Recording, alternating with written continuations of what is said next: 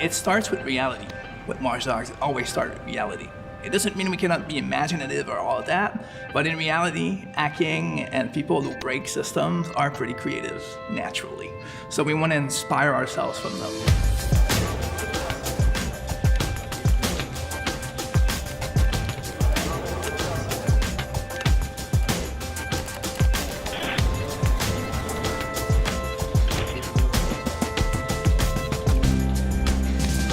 This is a big moment for us in production. Basically, all the parts of the game are colliding together for the first time. And for the past months, we've been able to play the game from beginning to end. So now we see how things are coming together, and you could almost say the game has a life of its own at this point.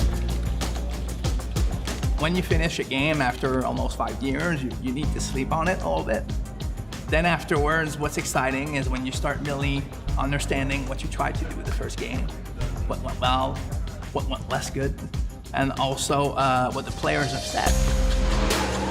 So Watch Dogs was, first of all, a new IP, which is a big deal. It means that you start from almost nothing. I think the new idea in Watch Dogs 1 was to talk about an hyper-connected society, something that was becoming very important in our day-to-day lives. Chicago was one of the most surveilled cities in North America, so we talked a lot about cameras and surveillance and being watched. When you played Watch Dogs, you probably played something you never played before because the city was sort of alive. People were not just people walking around the street, but you could hack into their lives and you could exploit them. You could see their secrets. You could manipulate the city, the bridges and the steam pipes and the traffic lights. What we basically created with Watch Dogs 1 was a playground where everything was connected. So finally shipping the game. Well, a lot of people were happy and excited. We also got a lot of feedback, and we listened to that feedback. I personally spent months reading forums and reading all of the player feedbacks I could see on the web.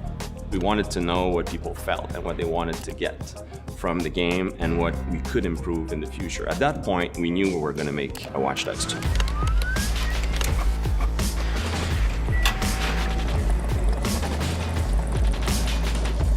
We felt like we really did a big milestone with the original Watch Dogs. But with Watch Dogs 2, we could really deliver on the fantasy of being a hacker. This time around, we're in San Francisco. For us, San Francisco struck the chord because it meant the very birth of the attitude of a hacker.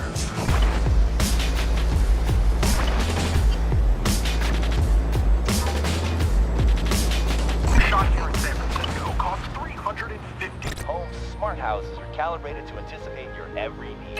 You're listening to Rock the Grid.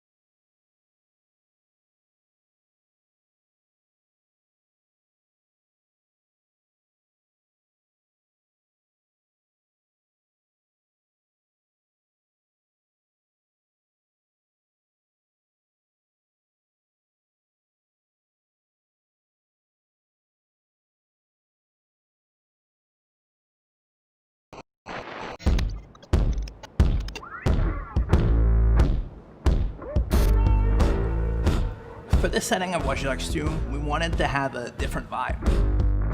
So our San Francisco keeps all the important parts of the Bay Area.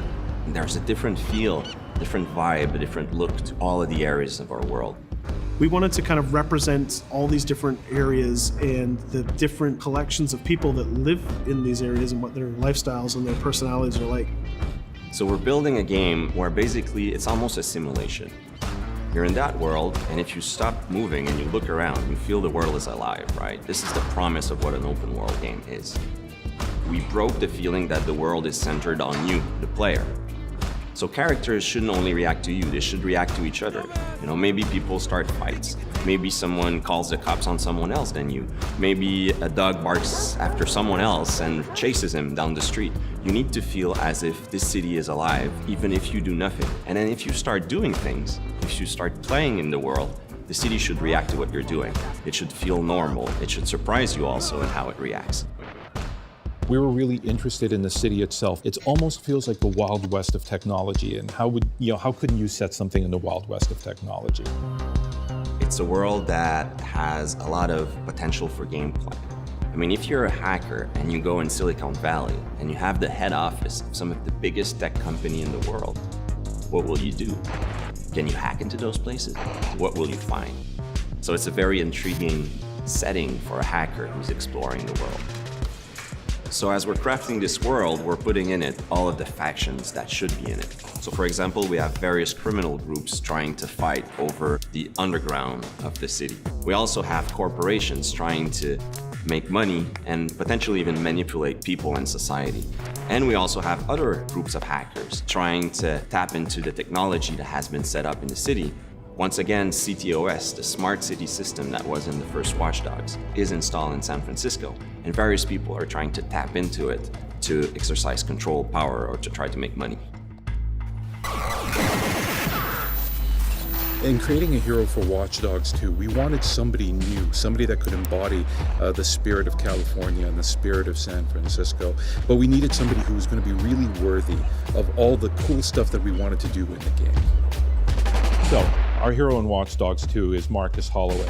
He's a young hacker, very brilliant in what he does because of the injustices that he's seen, both being from Oakland and also having been profiled the wrong way and being accused of a crime he actually didn't commit. That sort of made him go against the system.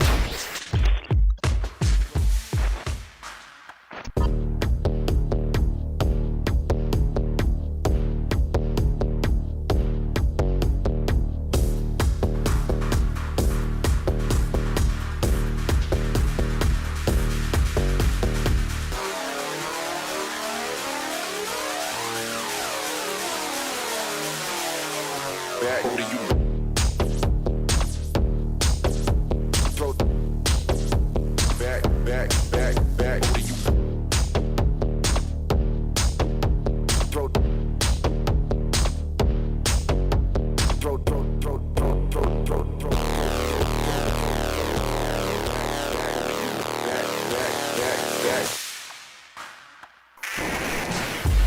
In terms of visual, we always try to create iconic attributes to the character so that he can be memorable and people wants to play him, but still feels credible inside our world. He's a perfect blend between somebody that's tech savvy, that represents a little bit the internet culture, but also has that athletic and rebellious feeling to him. So we had to decide from the beginning what things were comparable between Aiden and Marcus and what things would be different. We focused on parkour. We wanted Marcus to be a lot better at parkour than Aiden. And we're not talking about just like climbing on things, but like being able to like flow and chain moves together. So he's a pretty good fighter. He's got some interesting quirks too. He's a more expressive guy.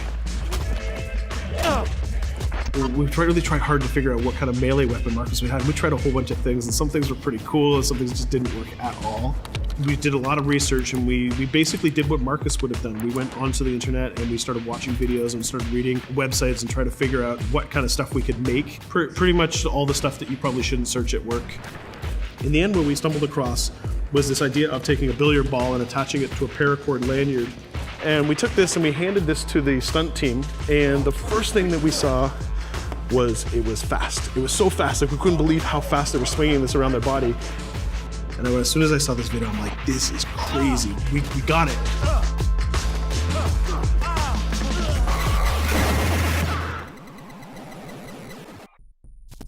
Citizens of the world, May we have your attention? When we say we want to make a game about hacking, really a hacker, it's a culture, but you can have various motivations. The motivation we're excited about was what we call hacktivism, people who want to impact society and have ideals to defend. So just in the background and in the fantasy of it, you're not a hacker in Watch Dogs 2. You're a Dedsec hacker. You're a member of a community.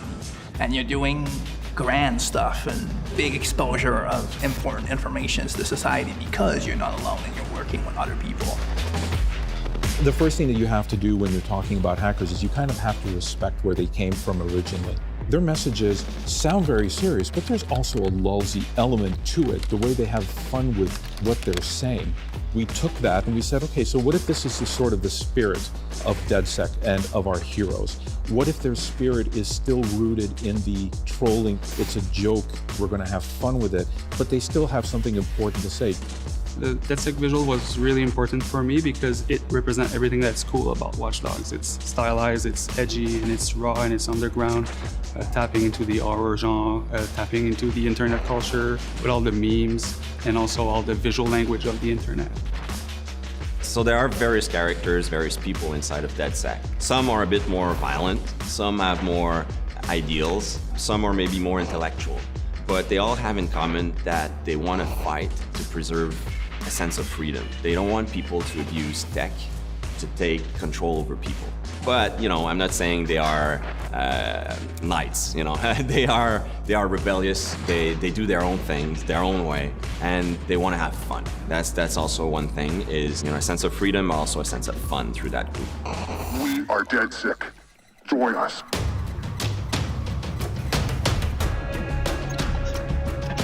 The new idea for hacking in Watch Dogs 2 is to let the player create his own solutions. We're adding a lot more depth to hacking. So you have a lot more control, a lot more flexibility in how you hack the world. So one big category of hacking in Watch Dogs 2 is the entire branch of pushing remote controls to its limit. One of the big things on Watch Dogs is hacking vehicles. I think this is a real game changer because vehicles are everywhere in the world, and if you can hack into the drive system of a car, you can pretty much drive it wherever you want. So making sure if you see a forklift in the world, it shouldn't be a forklift. You can just like move the box up, down. You should, just like a camera, press a button and become that thing. One of the core things that we're doing is we're opening up the game with Watch Dogs 2. You can hack every character. You can hack every car in the game. And you can hack most of the electronics within the city. So that's a lot of potential targets for hacking. And that's not even counting your own tools. Well, in Watch Dogs 2, we brought in a lot more toys and things to play with because we wanted to embrace the maker culture. Dedsec have these really interesting, intricate guns. They're built on a 3D printer. Basically the cutting edge technology of 3D printing, which is actually building it with metal.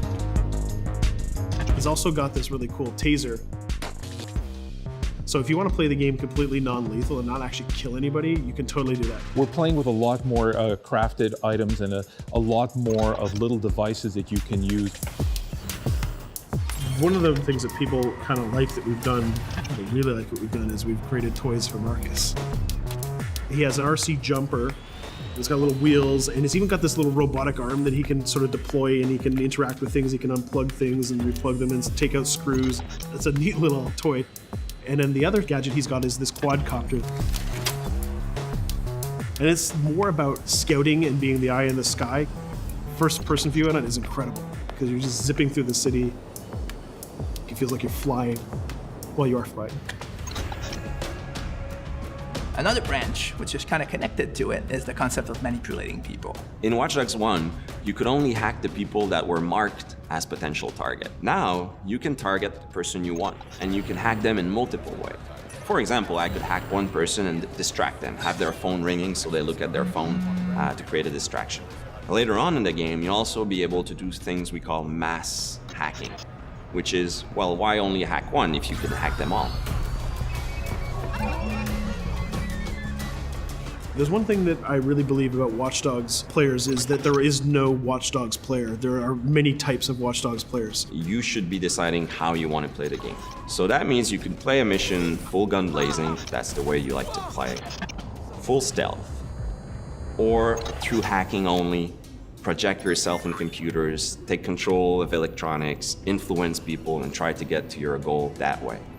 We try to really support all players' types across all different styles of play, and also allow players to combine and mash these styles and play together too. If you've been playing a certain way for a while, we want the game to kind of challenge you to try different things, but also not force you into playing the game a certain way. We work to improve the driving, make it more accessible while keeping all the different styles of vehicles and adding a lot of physics and feel to all the vehicles. So we keep the depth, but have more accessibility. The team is super happy with the result we've had, and I hope gamers will be just as excited.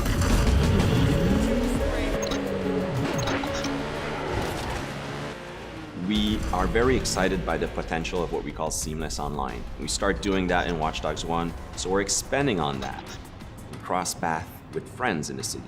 So you playing in single player and you're crossing path with another player who's also playing in single player. Both of you are members of Dedsec, so you're friends, and you can just walk up to each other, you'll say hello, hit the button, and form a co-op team.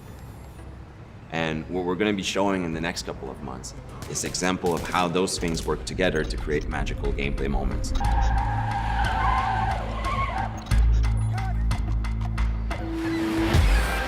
The city of San Francisco and the whole Bay Area is exciting. It's vast. You're going to find a ton of things to do that are unique to you. Basically build your own moments. Create a situation that you start laughing at and you say, wow, this happened, and you want to share it with friends. You don't want to just be like a roller coaster or a theme park ride where I go through all the same beats as everybody else. You decide what you want to be spending your time doing. That can be multiplayer, that can be focusing on stories, that can be just exploring the world. Whichever activity you do, we're going to make sure you get rewarded to get you closer to the end game. That's kind of the promise we're making to gamers.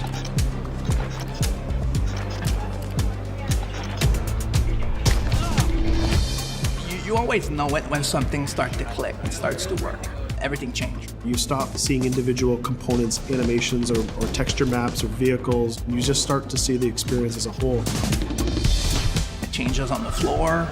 People get excited about it. This is it. It exists.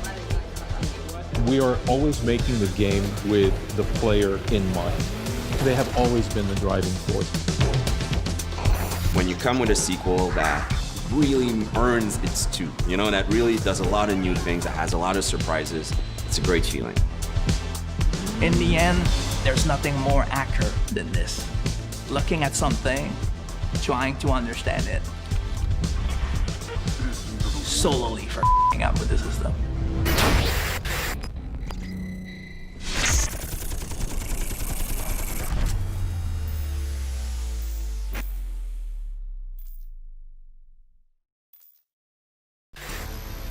Click here to join Dedsec and receive exclusive in-game rewards and more. Subscribe to our YouTube channel and be the first to see new trailers and behind-the-scenes action.